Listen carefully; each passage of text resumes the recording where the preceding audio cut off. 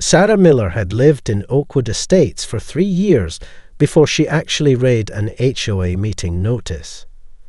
The cream-coloured paper had been slipped under her door on a Tuesday afternoon, nearly lost among the usual stack of delivery menus and grocery store flyers. She might have recycled it without a second glance, if not for the bold header announcing a special assessment discussion for the community playground renovation. Quarterly Homeowners Association meeting, Sarah read aloud, running her finger along the formal typeset. Thursday, 7:00 p.m., Oakwood Estates Clubhouse. She sighed, remembering the playground where her 7-year-old daughter spent countless hours. The rusted swing set and splintering wooden structures had been a concern for months among the neighbourhood parents. Across the street, Eleanor Winters was already organising her materials for the upcoming meeting. A retired administrative assistant with an encyclopedic knowledge of the HOA bylaws, Eleanor had perfect attendance at every meeting for the past 11 years. Her home office wall featured framed certificates recognising her service on various committees, alongside a large calendar marked with inspection dates and violation deadlines. Absolutely unacceptable, Eleanor muttered to herself as she sorted through her collection of photographs, documenting what she considered flagrant violations throughout the community. The Jensen family's unauthorized garden gnome collection. The Rodriguez family's fence that measured exactly 3 inches taller than regulations permitted. The Wallace family's unapproved shade of blue exterior paint that Eleanor insisted was Mediterranean azure rather than the approved colonial blue. Eleanor printed her 3-page speech about community standards, complete with footnotes referencing specific bylaw sections. She colour-coded her presentation materials and inserted them into plastic sleeves within her dedicated HOA binder. This meeting would be her opportunity to address what she called the neighbourhood's alarming descent into aesthetic anarchy. Meanwhile, Sarah pinned the notice to her refrigerator with a magnet shaped like a sunflower. She texted a few neighbours with children, confirming they'd received the same notice and planned to attend. For the first time since moving to Oakwood Estates, Sarah felt a sense of responsibility to participate in the community's governance. With the playground renovation and the recently announced increase in landscaping fees, she couldn't afford to remain silent any longer. Neither woman knew that their paths would soon intersect, forever changing how they viewed their roles within the Oakwood Estates community. The night before the meeting, Sarah sat at her kitchen counter with her laptop open to the Oakwood Estates community portal. Her daughter's homework spread across the other half of the counter as they worked side by side, Sarah occasionally glancing at math problems while scrolling through HOA documents. "What does parliamentary procedure mean, Mom?" her daughter asked, peering at Sarah's screen. "It's like rules for how meetings should run," Sarah explained, realizing she needed to understand these rules herself. She opened a new tab and searched for HOA meeting structures. Sarah discovered most meetings followed a predictable pattern: call to order, approval of previous minutes, officer reports, committee updates, old business, new business, and an open forum. She printed the most recent financial statement, frowning at the line item for deferred playground maintenance that had carried over for 3 consecutive quarters. With a yellow highlighter, she marked questions about the $17,000 allocated for landscaping upgrades, while only $3,500 was budgeted for playground repairs. She practiced voicing her concerns aloud, tying herself to stay under the typical 3-minute limit for resident comments. On a notepad, she wrote, 1. Safety concerns. 2. Budget priorities. 3. Timeline for repairs. Meanwhile, across the street, Eleanor's dining room table had disappeared beneath stacks of organised paperwork. She adjusted her reading glasses, while printing additional copies of her presentation materials, one for each board member and 3 extras for good measure. Eleanor's husband, George, appeared in the doorway with a mug of tea. "Don't you think 15 violation reports might be excessive for one meeting, Ellie?" "Absolutely not," Eleanor replied, not looking up from her label maker. "The integrity of our community depends on consistent enforcement." She reached for her 3-ring binder, tabbed and color-coded by violation type.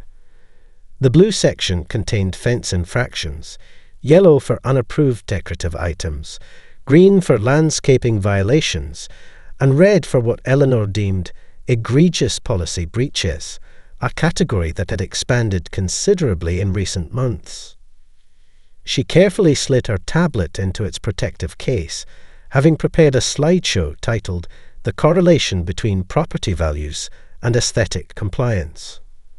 Eleanor had practiced her presentation twice that afternoon, adjusting her delivery to maximize impact within the allotted time.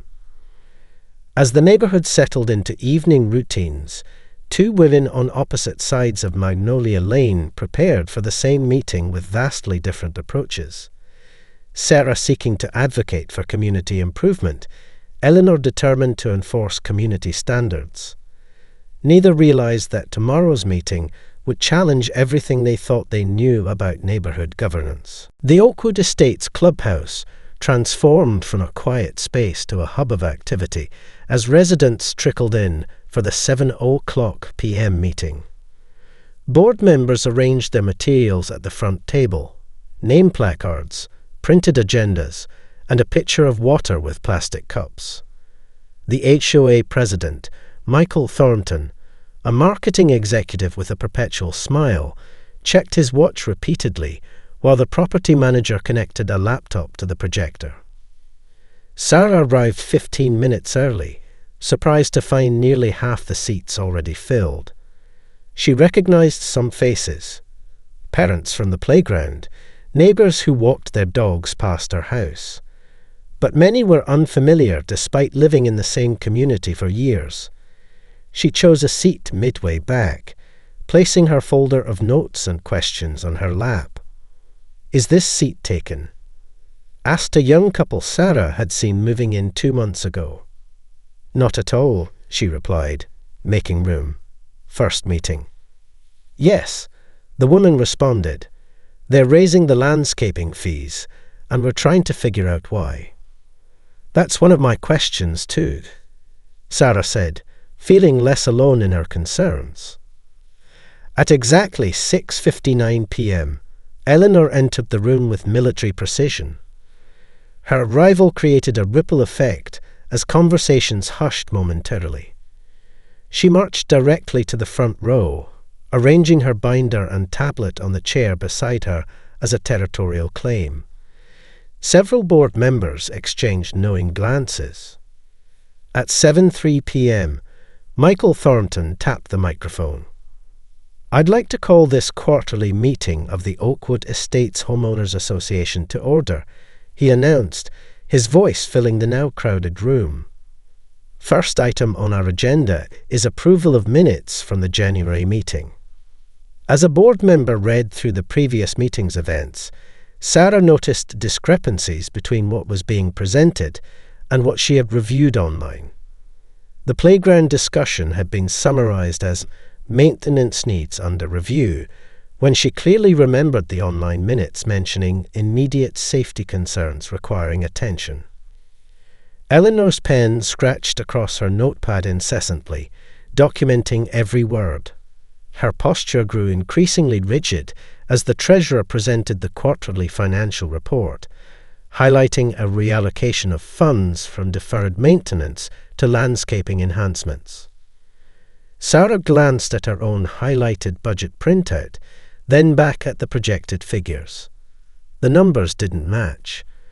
The playground renovation fund had decreased by $1,500 since the statement posted online 2 weeks ago.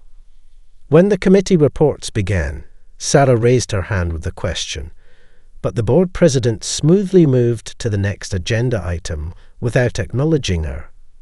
Eleanor, noticing this, narrowed her eyes and made another notation in her binder, unexpectedly marking a point in Sarah's favour. When the board president finally announced, "We'll now move to new business," the tension in the room had become palpable. Several residents shifted in their seats, shuffling papers and preparing to speak. Sarah raised her hand again, determined to address the playground funding discrepancy. Before Michael Thornton could acknowledge anyone, Eleanor shot up from her seat with startling speed for someone her age. "Point of order," she declared, her voice cutting through the room like a knife. The board members collectively flinched. "Madam, we haven't recognized anyone yet," Michael said, his marketing smile faltering slightly.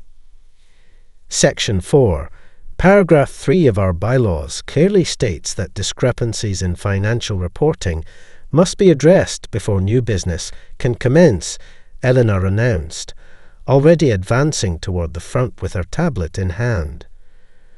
"I have documented 17 separate inconsistencies between tonight's presentation and the published quarterly statement." She connected her tablet to the projector without waiting for permission, her slideshow appearing on screen with a damning side-by-side comparison of figures. Most concerning is the unexplained reduction in playground safety funds, redirected to what's vaguely described as landscape enhancements. Sarah stared in disbelief. Eleanor had identified the exact issue she planned to raise, albeit with considerably more theatrics. The property manager leaned over to whisper something to the board president, who cleared his throat. "Mrs. Winters, while we appreciate your attention to detail, this is not the appropriate time for." "It is precisely the appropriate time," Eleanor interrupted, advancing to the next slide showing photos of the deteriorating playground equipment. These hazards were documented 6 months ago, yet repair funds continue to be diverted. "If I may," Sarah said, standing up. "My daughter fell last week when a swing chain broke. This isn't just about budgets, it's about safety." Eleanor turned, seeming to notice Sarah for the first time. "And who might you be?" "Sarah Miller, Magnolia Lane." She took a deep breath. "My concerns align with yours about the playground, but I'd also like to understand why the landscaping budget keeps increasing." "Your priorities are misplaced," Eleanor declared. "Before addressing playground equipment, we must first resolve the critical issue of pet waste stations. I've documented 43 instances of improper disposal in the past month alone." The room erupted into overlapping conversations. 2 board members began arguing with each other. A young father stood up, insisting the playground should be the priority, while another resident shouted about water drainage issues being more important than either concern. Michael Thornton repeatedly banged his gavel, failing to restore order as the carefully structured meeting descended into chaos. "I call for a 10-minute recess." Michael Thornton shouted over the din, banging his gavel with such force that the head nearly detached. The property manager quickly distributed cups of water as the room reluctantly quieted. "We'll resume with a more structured discussion in 10 minutes. Sarah slumped back in her chair, disappointed that her first attempt at civic participation had devolved into shouting. Across the room, she noticed Eleanor gathering her materials with sharp, angry movements. On impulse, Sarah approached her. "Mrs. Winters," she began cautiously, "I actually agree with your point about the financial discrepancies." Eleanor looked up, suspicion evident in her narrowed eyes. "Yet you prioritize playground equipment over community standards." "Both matter," Sarah said, surprising herself with her steadiness. "My daughter uses that playground 3 times a week. Your documentation about its deterioration is spot on." Something in Eleanor's expression shifted slightly. "My grandchildren visit on weekends," she admitted, her voice losing its edge. Lillian is 7 and Marcus is 5. That broken swing you mentioned. Lillian nearly fell from it last Saturday. I had no idea you had grandchildren, Sarah said. Few people bother to learn anything about me beyond that HOA lady, Eleanor replied with unexpected vulnerability. Sarah gestured toward Eleanor's meticulous documentation. You clearly care about this community, and you understand the rules better than anyone. What if we worked together? Eleanor considered this for a long moment. What exactly are you proposing? A Community Priorities Committee, Sarah suggested, the idea forming as she spoke. One that balances maintenance needs with aesthetic standards. Your attention to detail combined with perspectives from families using the facilities daily. By the time the recess ended, they had sketched out a proposal on the back of Sarah's agenda. When Michael called the meeting back to order, his surprise was evident as Eleanor and Sarah approached the front together. The board recognizes Mrs. Winters, and, I'm sorry, your name again? Michael said. Sarah Miller, she responded confidently. We'd like to propose the formation of a Community Priorities Committee to address both safety concerns and community standards. Eleanor stepped forward. Such a committee would provide accountability for budget allocations while ensuring all resident concerns receive appropriate attention. The board members exchanged glances, clearly unprepared for this alliance. The treasurer spoke first. This could actually help us balance competing priorities. I second the motion, called a young father from the back row. Michael, recognizing an opportunity to end the meeting on a productive note, called for a vote. The motion passed unanimously, with surprised applause following the announcement. As residents filed out, several stopped to congratulate Sarah and Eleanor on finding common ground where the board had failed for months. 3 weeks after the contentious meeting, the newly formed Community Priorities Committee held its inaugural session in the clubhouse. Sarah arrived carrying a professionally prepared agenda and meeting procedure guidelines she'd researched. To her surprise, Eleanor had already arranged the chairs in a semicircle and set up a digital timer for speakers. I took the liberty of creating documentation templates, Eleanor said, handing Sarah a folder. Proper record keeping is essential for accountability. Sarah smiled, appreciating the older woman's expertise.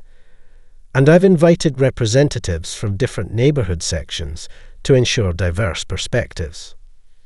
As residents filed in, young families, retirees, and everyone in between, Sarah observed how the committee structure provided what the general HOA meetings often lacked: focused discussion and clear objectives.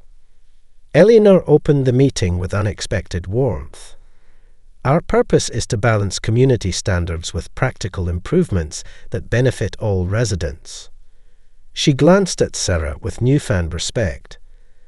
Mrs. Miller will explain our proposed approach.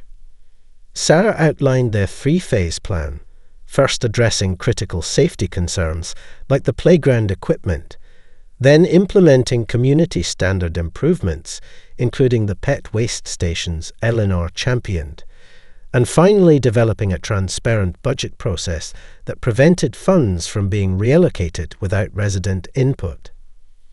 When questions arose about procedures, Eleanor provided concise explanations of parliamentary rules. When residents expressed concerns about costs, Sarah presented research on grant opportunities for community improvements. Their complementary strengths created a rhythm that kept the meeting productive and on schedule. By the end of the hour, they had created a prioritized action list with resident volunteers assigned to specific tasks. The property manager, who had attended out of curiosity, appeared genuinely impressed. This committee might be the most effective thing to happen to Oakwood Estates in years, he admitted. At the next quarterly HOA meeting, attendance doubled. Michael Thornton seemed initially wary when he saw the first 2 rows filled with residents clutching the committee's comprehensive proposal.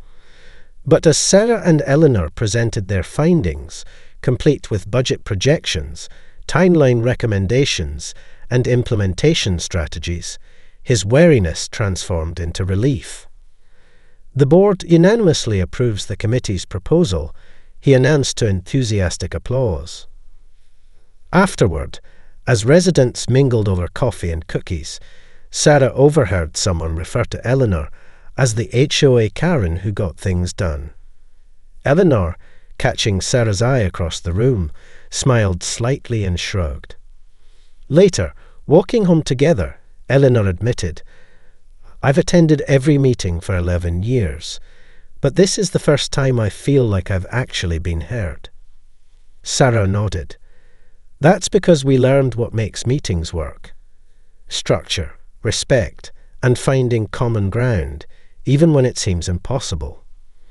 Together, they had transformed how Oakwood Estates approached community governance, proving that effective participation could bridge even the widest divides.